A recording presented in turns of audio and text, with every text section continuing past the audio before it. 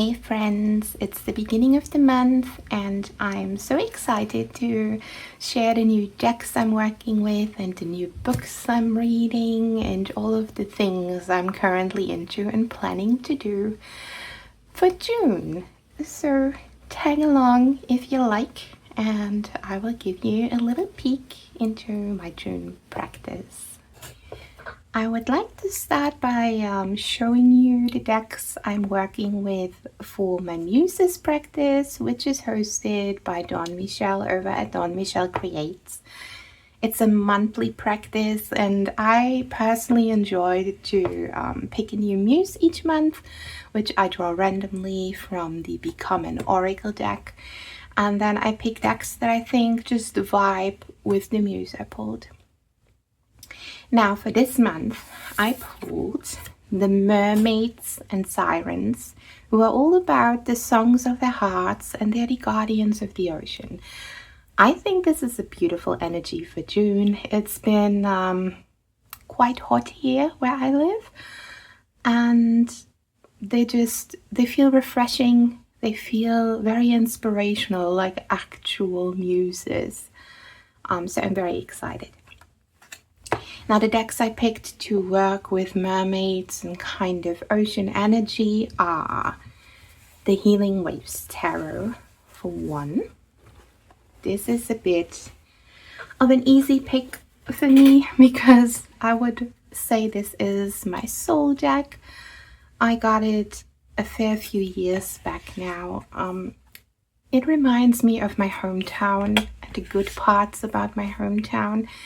I grew up by the Baltic Sea and we would have summers, winters, honestly, all seasons. We were just by the beach playing, hanging out, and this one is just such a beautiful deck that connects me back to that wholesome hometown energy. Now the oracle that I like to pair with the Healing Waves will always be the Whispers of the Ocean. This deck is so gentle, beautiful, it's very vibrant. And again, it feels almost like a childhood memory. The colors pop so beautifully. It almost gives Lisa Frank vibes, which was a huge part of my childhood. And I just love the creatures. They look so gentle, so beautiful. And I just love to explore the energy of the ocean, I think, more than the energy of, let's say, sirens and mermaids as people. I just really love to connect to the creatures and essence of it all. Again, just such a beautiful, beautiful oracle, and this is what I'm working with for my muses in June. Now, as for my personal decks that I work with for my journaling, for my daily card pulls, for things like moon readings or solstice readings, I like to pick something that calls to me randomly. So for this month, the Dame Darcy, actually Queen Alice Tarot, was really just pulling on me. She really wanted to come forward. And who am I to stop her? I'm here, she's here, we can have a good time together. And honestly, I have never really paired any oracle with the Dame Darcy before.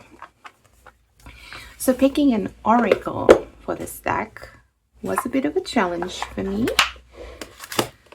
Usually I enjoy working with the Season of the Witch oracles corresponding to our current wheel, where we are on the wheel of the year, but the Queen Alice didn't quite jive with that, which is okay. She is a bit whimsical. She doesn't really hold back. She's just telling it how it is in a quirky way, but sometimes also in a bit of a cutthroat way, let's be honest. So far, she's been a bit cheeky with me, a bit sarcastic, if you will. But maybe that's the energy that I actively need in June. I can be okay with that. Now, let's circle back to the oracle. I eventually landed on the Journey Oracle. Now, the Journey Oracle is an oracle that sits very close to me a lot of the time. It's never far away. And I can't even tell you why exactly. It just gives me very personal vibes. This is an oracle where I feel like it just speaks to me on a very personal level. The character in it is a ginger.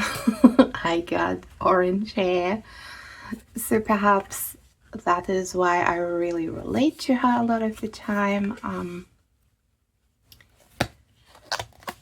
And honestly, the art style, I feel like they just go so well together. They have the same illustration with the bold black lines.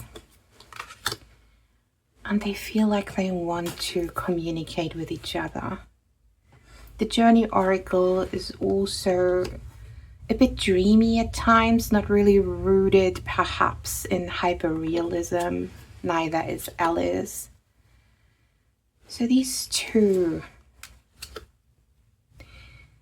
I feel like this might be the whimsical world which Alice lives in.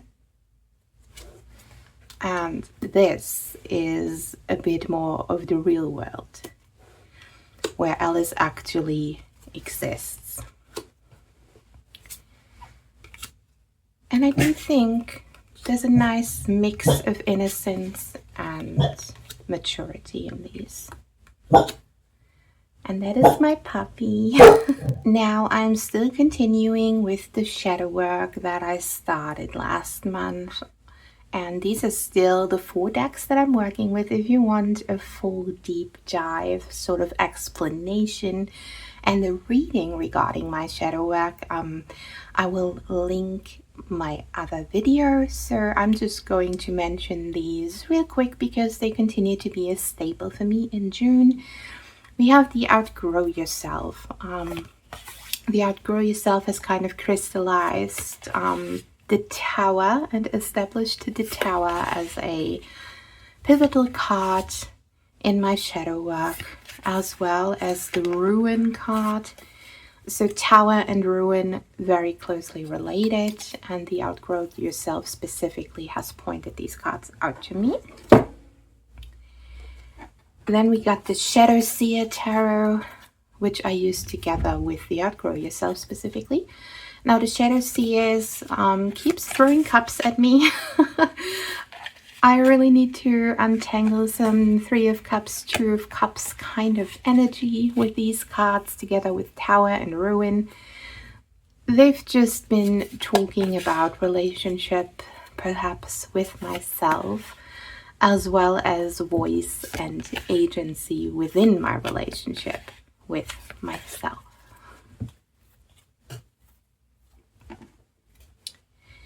Then I'm using the Witch's Tarot.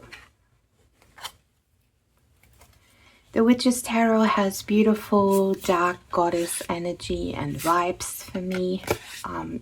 She is a very mature, almost motherly voice in my shadow work. And together with the Witch's Tarot, I'm using the Long Way Home Oracle, with the heart-shaped memories being my little significator card at the moment. But who's to say there's not more we can work on together with. And the Long Way Home together with the Witches, they are kind of my mature advice the outer kind of voice that brings these readings into the real world for me. Whereas the Outgrow Yourself and the Shadow Seers are my inside thoughts, my voice, what I'm working through inwards. Next up are my stack of books that I wish to work through or perhaps engage with this month. We're starting up top here with these two. Now I'm participating in the Candy Reading Challenge, which is a challenge hosted on Storygraph by Candy, Soul and Soil. And this is the second year that I'm participating in her challenge, and I pick my books always at the end of the year for the next year. And now June's challenge is about June the Tune. It is all about song and voice. And this one was a little bit of a hard pick for me. I don't think I have a lot of books in that realm. However, I landed on Never Whistle at Night, an Indigenous dark fiction anthology. This one has been on my shelf since October, I think, and I just really want to get into it. And I feel like whistling has definitely something to do with voice and tunes. Now the second one is The Invocations. This is, I believe, from an Evernight. Yes, it is from an Evernight box.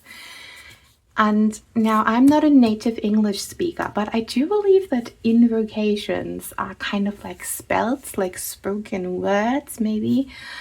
So I feel like it fits the theme. And I'm looking forward to both of these, and we'll see how far I come. Next up, I got The Seven Husbands of Evelyn Hugo. This one I already started and I smashed through it in like one day. This book is, if you like old Hollywood, if you like a bit of a sapphic theme, I feel like this one's a good one. As you can see, it hooked me. It has two timelines. One timeline kind of in old Hollywood, all about this actress Evelyn Hugo, and there's a second timeline focused on a woman who actually talks to Evelyn Hugo about her past, an interviewer, if you will. And it's a good one. I'm excited to see what's the connection, let's say, between our two protagonists. Now, I'm still working myself on my way through the left-hand path of tarot. This is the book I'm working with regarding my shadow work at the moment. So it's just a beautiful little staple. It's coming up again. It came up in my shadow work video, and I'm finding a lot of wisdom, not even in the chapters that ask you to work through the shadows, but just in the chapters that talk about the origins of the left-hand path, of the word sinister. I feel like there is so much applicable knowledge in here at any point in time, in any chapter. Now, this is very new to my collection. This is The Tarot of You by Dawn Michelle, Explorations for Personal Growth, and this book is based on the monthly medicine practice, which I have been a part of since almost the beginning.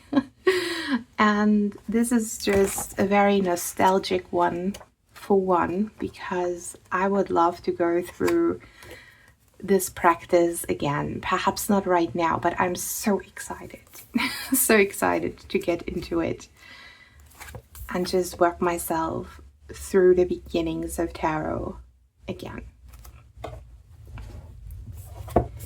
Now this is the last one, and this one I already started here. This one is Sudoku. It's little logic puzzles where you have to solve little murder cases based on Sudoku, on the principle of Sudoku. It is a lot of fun.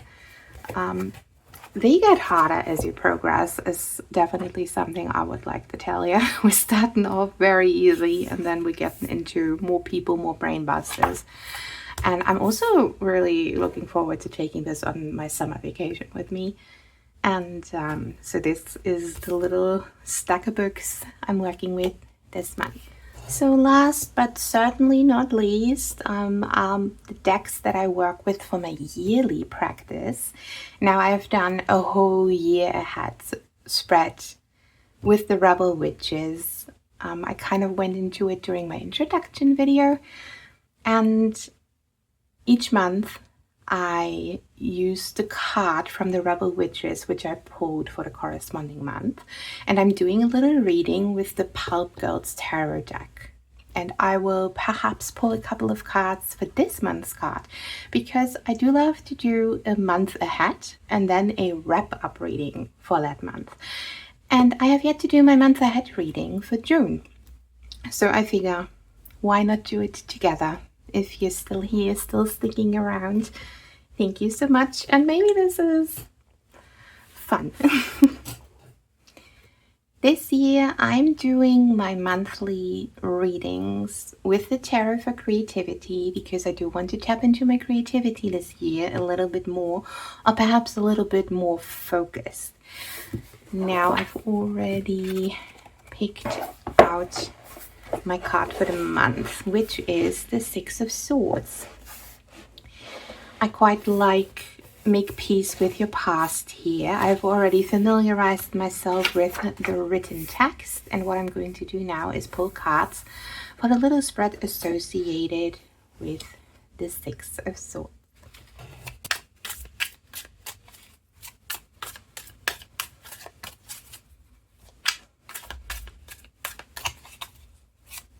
So let's start with the first question here. And I need to keep in mind this is for the month ahead. So what am I ready to move on from in my creative life in June?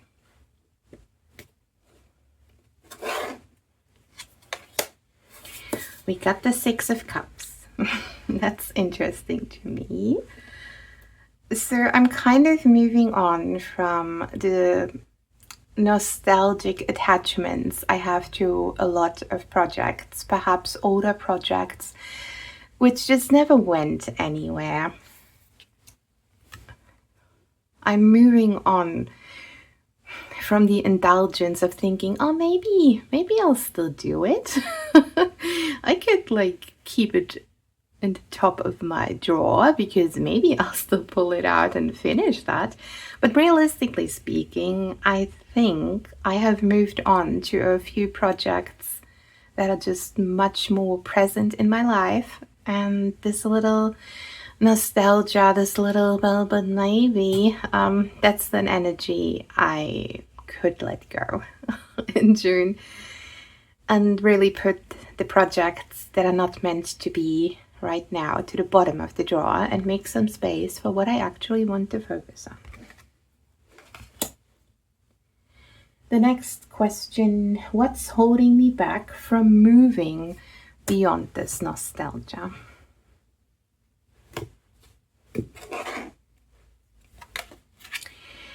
Strength.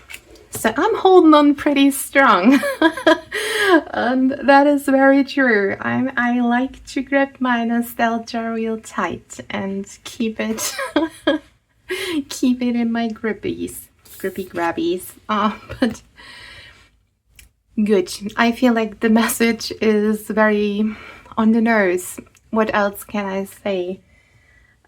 Perhaps that these older projects are so near and dear to my heart that I feel like they've been boosting my confidence. They've been giving me a bit of a stepping stone to step up and be creative. So they hold that nostalgia for me.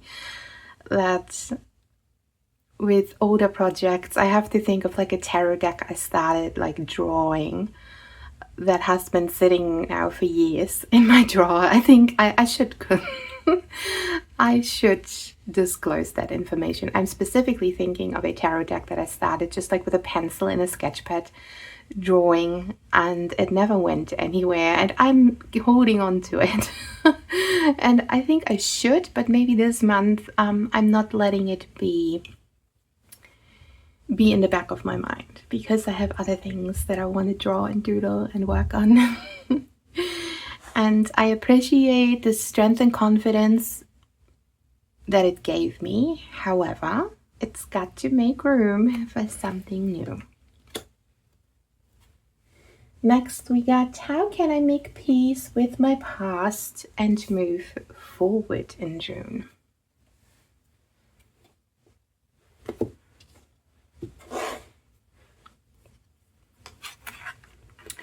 The Seven of Cups.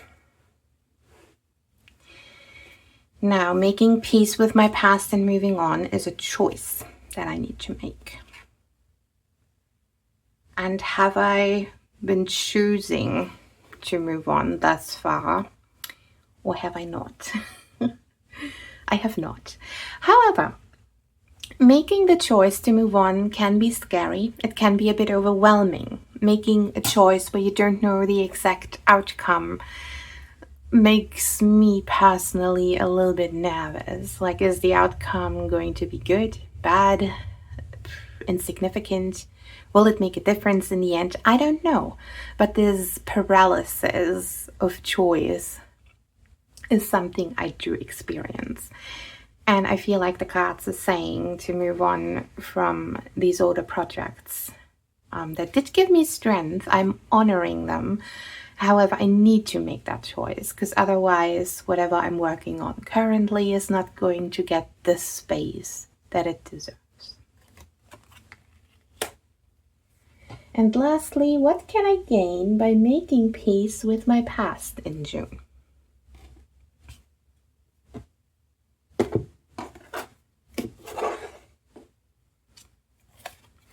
Love this. That's cute. Again, a card about choice and agency. To me, a card about picking sides or picking yourself, picking the greater good or your personal agenda. And I feel like if I do make the smaller choices of leaving behind the nostalgia while honoring it, I will essentially make a bigger choice for myself.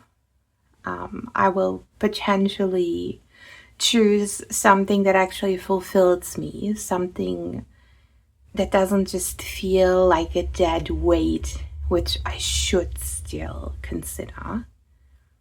But it will be a freeing choice to break free of the expectations I laid upon myself and perhaps just walk towards a much more aligned path for me creatively.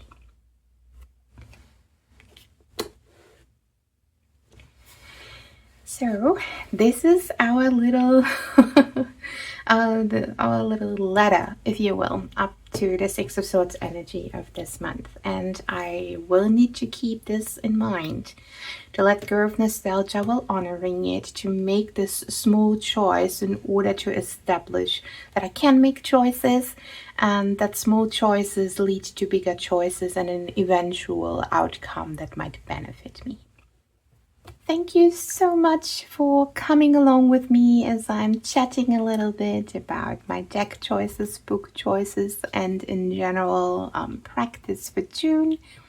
I'm sure I will be sharing more down the month and how I'm working with each specific deck. And until then, I'll croak you later. Bye!